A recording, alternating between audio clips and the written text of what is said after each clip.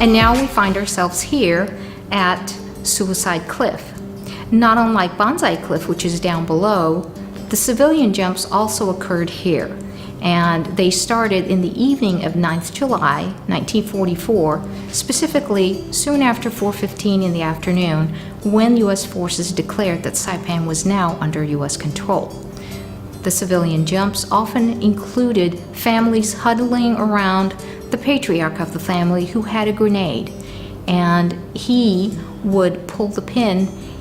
Those around him would perish right alongside him.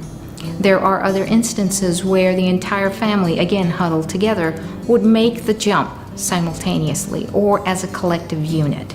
There are those that made the jump but survived. There is one story of a gentleman, a Japanese gentleman, who was a schoolboy during 1944, and he and his friend, classmate, were trying to make it to the north end of Saipan from Garapan village.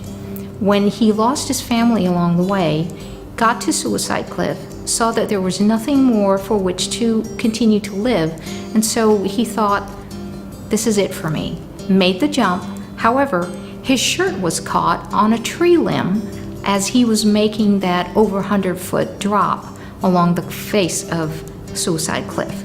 The Marines fished him back up onto the surface, and he was brought to Camp Susupi. He is still, to this day, looking for his two sisters, which he firmly believes are still living. Suicide Cliff is also, or was also, home to the ancient Chamorros. We have stories passed on from generation to generation about how the ancient Chamorros lived in that part of Saipan. And that part of Saipan is also very commonly known in cultural circles as the pathway that fruit bats take from their habitat, where we have larger trees and where they fly at night in search of food. And so the ancient Chamorros, they would stand on these ledges and for about 2 weeks, and they would observe the flight pattern of these bats. Then they would find the largest tree and the sturdiest limb, and from that limb they would use nets woven out of coconut fiber, and they would net the bats from behind.